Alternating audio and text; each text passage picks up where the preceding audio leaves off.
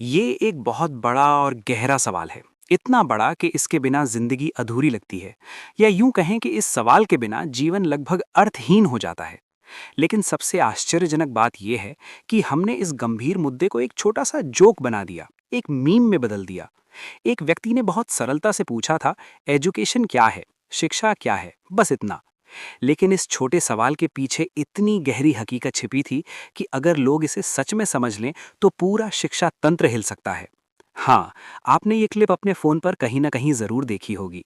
मैं बात कर रहा हूँ राजीव तलवार जैसी सोच की, जिनकी सीधी और समाज को झकझोरने वाली बातों को हमने समझने की बजाय बस हंसी मजाक में उड़ा दिया। लेकिन असली शुरुआत यहीं से होती है। अगर कोई पूछे, एक छात्र के लिए सबसे जरूरी चीज क्या है, ज्यादातर कहेंगे पढ़ाई। फिर पूछें, पढ़ाई क्या है, जवाब आएगा एजुकेशन। और फिर वही सबसे चुनौतीपूर्ण सवाल, एजुकेशन क्या है।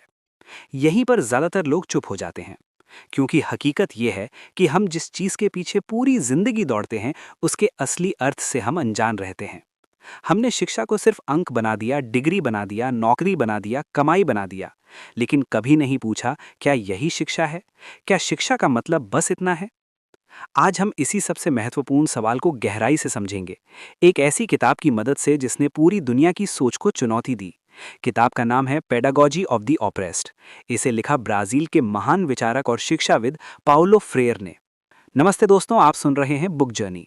तो चलिए समय गंवाए बिना समझते हैं आज की किताब, पेडागॉजी ऑफ द ऑप्रेस्ड।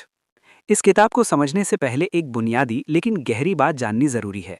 हम बचपन से सुनते आए हैं, पढ़ाई करो, पढ़ाई से ही जीवन संवरता है, पढ़ाई से ही सफलता मिलती है। लेकिन किसी ने कभी नहीं बताया कि पढ़ाई असल में होती क्या है। स्कूल में किताबें थमा दी जाती हैं, जवाब रटवाए जाते हैं, परीक्षा ली जाती है और नंबरों के आधार पर तय कर दिया जाता है कि कौन होशियार है और कौन नहीं। पाउलो फ्रेयर इसी पूरी प्रणाली पर सबसे बड़ा सवाल उठाते हैं। वे कहते हैं कि मौजूदा शिक्षा इंसान को स्वतंत्र सोच वाला नहीं बनाती, बल्कि आज्ञाकारी बनाती है। हमें छोटी उम्र से सिखाया जाता है, सवाल मत करो, जो किताब में लिखा है वही सत्य है, टीचर जो बोले वही सही है। धीरे धीरे हमारा दिमाग सवाल पूछना छोड़ देता है। हम सूचना जमा करने वाली मशीन बन जाते हैं। फ्रेयर इस तरह की शिक्षा को एक खतरनाक नाम देते हैं, banking model of education.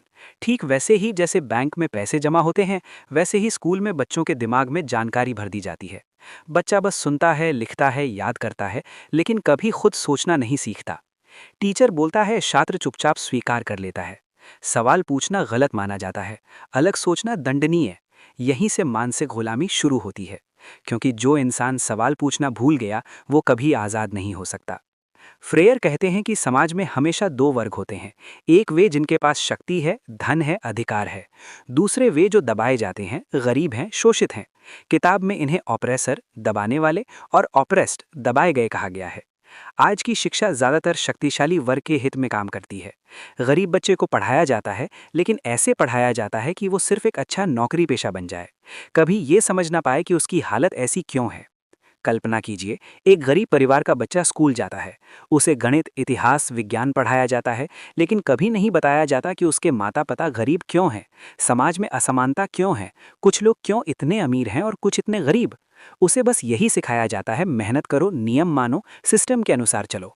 Frere कहते हैं कि ऐसी शिक्षा इंसान को मुक्त नहीं करती, बल्कि उसे मानसिक गुलाम बनाए रखती है।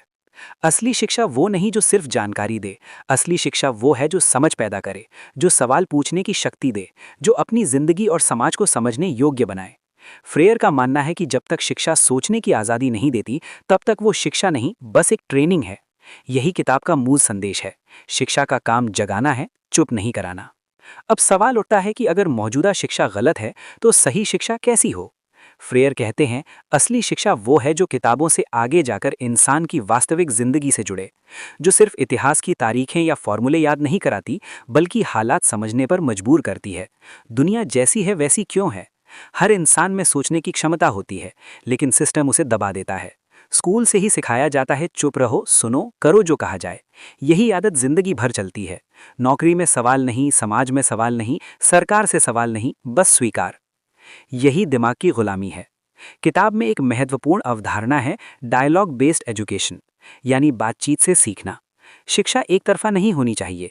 टीचर बोले और छात्र सुनता रहे, ये गलत है। असली सीख तब होती है जब टीचर और छात्र दोनों एक दूसरे से सीखें, सवाल करें, मिलकर समझें। जब शिक्षा संवाद बनती है, तब सोचने की ताकत जागती है। फ्रेयर के अनुसार शिक्षा का मुख्य उद्देश्य इंसान को उसकी वास्तविक स्थिति का बोध कराना है। गरीब को सिर्फ नौकरी के लिए तैयार करना शिक्षा नहीं, असली शिक्षा उसे समझाए कि गरीबी उसकी किस्मत नहीं, शोषण का नतीजा है। वो कैसे बदलाव ला सकता है? जब इंसान समझता है तभी बदलाव शुरू होता है, वरना वो दूसरों के रास्ते पर चलता रहता है। आज ज्यादातर लोग डिग्री वाले हैं लेकिन जागरूक नहीं हैं। उनके पास सर्टिफिकेट हैं लेकिन गहरी समझ नहीं। फ्रेयर कहते हैं ऐसी पढ़ाई दिखावटी है। असली शिक्षा अंदर से जगाती है, हक के लिए खड़ा होना सिखाती है, सोचने की हिम्मत देती है। यही किताब का मुख्य संदेश है। शिक्षा जानकारी नहीं, आज़ादी है। फ्रेयर एक और कड़वी सच्चाई बताते हैं। शक्तिशाली लोग कभी नहीं चाहते कि दबे हुए लोग जागें। इसलिए शिक्षा व्यवस्था ऐसी बनाई जाती है कि ज़्यादा सवाल ना उठें, बस उतना पढ़ाया जाए जितना सिस्टम के लिए ज़रूरी है। अच्छे कर्मचारी बने लेकिन सिस्टम पर सवाल ना उठाएं। अगर हर शोषित समझ जाए कि उसकी गरीबी सिस्टम का नतीजा है तो वो चुप नहीं रहेगा। वो अधिकार मांगेगा, बराबरी की बात करेगा। लेकिन शक्तिशाली ऐसा नहीं चाहते। फ्रेयर कहते हैं कि असली आज़ादी तब मिलती है जब ऑप्रेस्ड खुद अपनी हालत समझें। बाहर से कोई आज़ाद नहीं कर सकता। दिमाग आज़ाद ना हो तो शरीर आज़ाद होने पर भी गुलाम रहता है। कई बार दबे हुए लोग भी दबाने वालों जैसा सोचने लगते हैं। पैसा, ताकत, हुक्म चलाना ही सफलता मान लेते हैं। गुलामी अंदर से भी हो जाती है। इसलिए असली शिक्षा पहले अंदर बदलाव लाती है, इंसान को उसकी असली पहचान से मिलवाती है। सोचने वाला इंसान जब आत्मसम्मान जागता है तब कोई हमेशा गुलाम नहीं रख सकता। बदलाव नीचे से शुरू होता है। जब आम लोग जागरूक होते हैं, समाज बदलता है। शिक्षा चुप रहने की नहीं, बोलने और सोचने की ताकत देनी चाहिए। शिक्षा सिर्फ स्कूल तक सीमित नहीं, ये समाज में हर जगह होती है। बातचीत में, अनुभव में, संघर्ष में। जब लोग मिलकर अपने दुख दर्द पर चर्चा करते हैं तभी असली ज्ञान बनता है।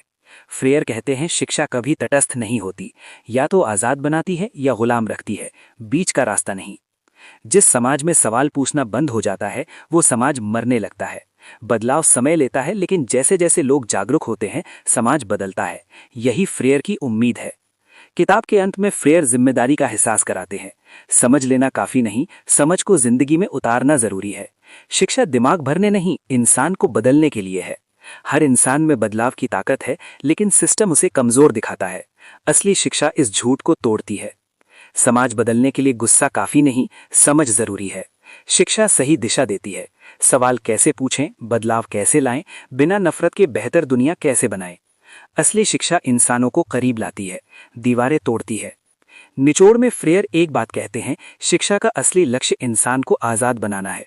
आज़ाद सोच, आज़ाद दिमाग, आज़ाद नजरिया। जो पढ़ाई सिर्फ नौकरी दे लेकिन समझ न दे वो अधूरी है। इस किताब के बाद सबसे बड़ा सवाल, हमारी शिक्षा ने हमें सोचने वाला बनाया या भीड़ का हिस्सा? फ्रेयर चाहते हैं कि हर इंसान खुद से पूछे, क्योंकि जब तक हम सवाल नहीं पूछेंगे कोई हमें आज़ाद नहीं करेगा। आज सबसे बड़ी जरूरत जागरूक लोगों की है, जो सवाल पूछें, जो बिना सोचे सच न माने। फ्रेयर की किताब यही हिम्मत देती है। असली ताकत सोचने की आज़ादी में है। जिस दिन इंसान ये समझ लेता है उसी दिन उसकी असली शिक्षा शुरू होती है।